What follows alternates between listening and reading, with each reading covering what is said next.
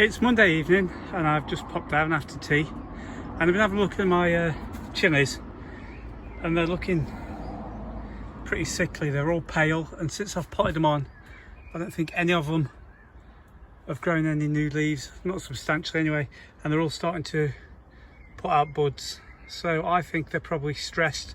I don't think the compost that they were in was any good.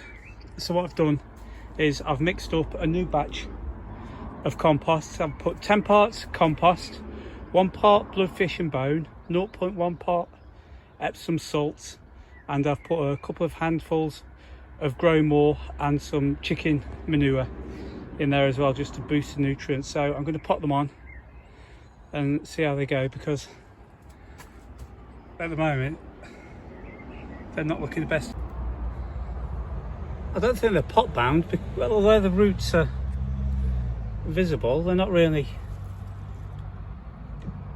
bursting out the side. So I think it purely is down to the compost that I've used. So hopefully with all the extra nutrients that I've put in this, it should bring them back to life. I've potted this one up and I don't think I've ever seen a sicklier looking plant in all my days. It's just looks, well, I don't think it'll even make it. It's just sort of last chance saloon for this one. There's some others that aren't terrible. No, that one's not looking brilliant either. The leaves are starting to fall off and turn yellow. So my biggest fear is that I'm going to have to be throwing a lot of these in the compost, but I shall try my best to nurse them through back to life.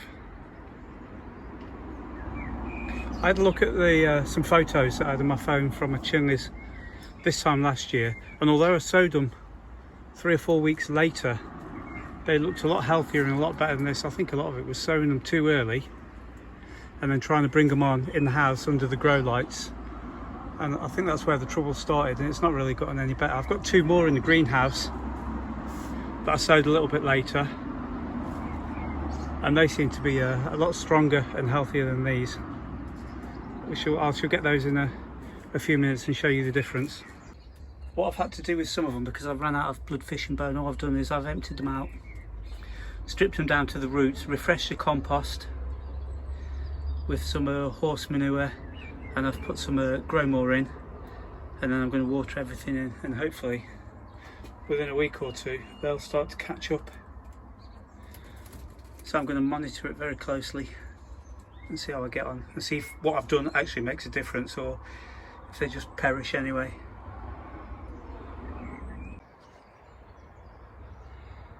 It's a very quiet Wednesday evening.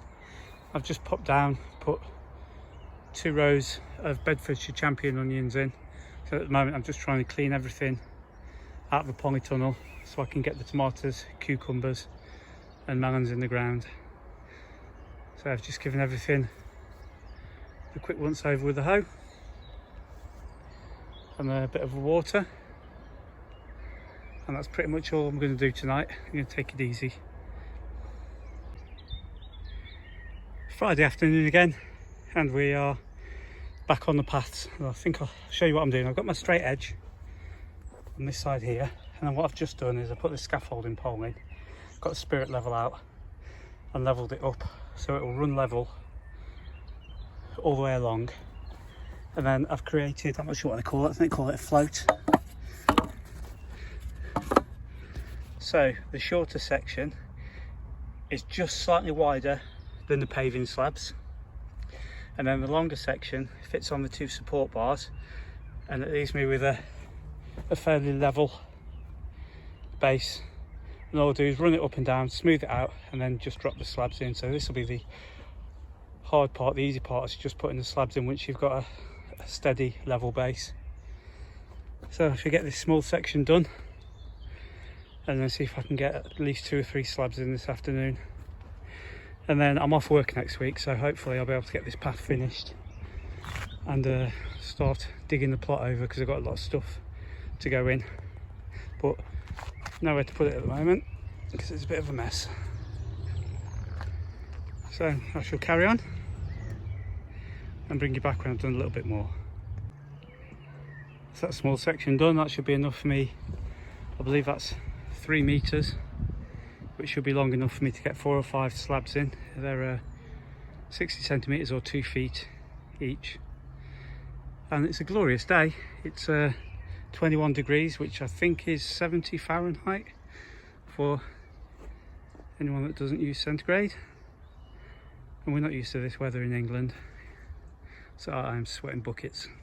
But I shall carry on, and I'll see you in a minute with hopefully a slab or 2 down. What I'm planning to do next is I'm going to remove the staging from the greenhouse, and we have to pop all this stuff into the polytunnel. I'm going to remove the outer row of slabs down each side, and then that'll give me room to get some of the tomato plants in. I think I'll probably get 6 down each side and maybe 1 in the middle there, or I might put in a melon or something, because they've outgrown the pots already, and it's only been 2 weeks. As you can see, they are flying up at the moment, and the roots are starting to come out the bottom of the pots, so they need to go in the ground. While I'm emptying the greenhouse, I think it'd be a good time to talk about how I'll reinforce this greenhouse. I know a lot of people have had problems with polycarbonate greenhouses, and I didn't want to have the same problems. So what I did was I built the base, and then in each corner, each one of those poles was roughly 4 foot long. I've got one in each corner, and I've knocked them into the ground, and then I've bolted the wooden base to them all around, and then I screwed the frame with large washers along the outside edge, and then halfway up on the long face I got a length of roofing batten and drilled through the frame all the way along, incorporating the angled supports, and then I made some longer bolts that slot into the channels, and I've bolted the wood to the frame, and I've done the same at the top. I just notched it so that it would sit flat against the polycarbonate. So I've got one of those, same both sides, mid-height and high level, and I've put the long bolts on. The idea with this as well is I should be able to attach a paracord to this and into the ground, which will give the tomatoes something to grow up. But if you have a look on the outside, what I've done is I've screwed through the polycarbonate with a waterproof washer. It's got sort of a little rubber gasket on the back of it, and into the wood, so therefore the polycarbonate doesn't move. So it holds the greenhouse together, holds the polycarbonate in place. And up to now, I've not really had any major problems, and hopefully I won't be having any. So that's just what I've done to make the greenhouse a little bit more sturdy.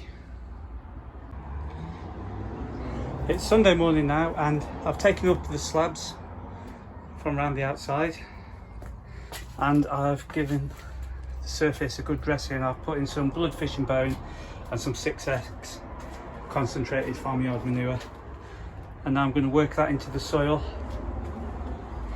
water it well, leave it for a little while, and then I'm going to get the tomatoes in. So there we have the greenhouse prepared. I did put a couple of buckets full of green waste compost as well, just to bring the level up. Greenhouse number 1 is all planted up. So in the centre we've got a Cantalite melon. That's the best looking plant that I could find, so that one's gone in. And then we have 2 Japanese black Truffelli down there, 2 Ukrainian purple, and 1 Roma.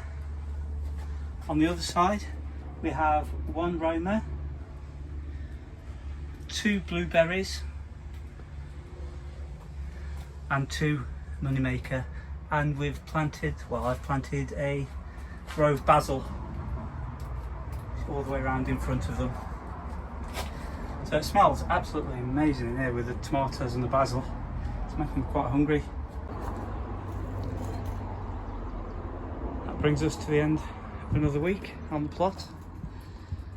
It's been a very good week so far. I've got the first and second greenhouses planted up. I've potted on some sweet peppers, foxgloves, Minnesota midget melons, zinnias, and the tumbling tom tomatoes, sorry, mini bell tomatoes, 3 butternut squash, and then the polytunnel is starting to slowly empty out. We've still got 11 tomato plants to go in, but I'm going to spread them out over these 2 beds. And I'm also going to plant the melons in here as well, as many as I can get in. So it's all looking good. As always, I hope you've enjoyed this week's vlog, and I look forward to seeing you again in the future. Thanks very much, and goodbye.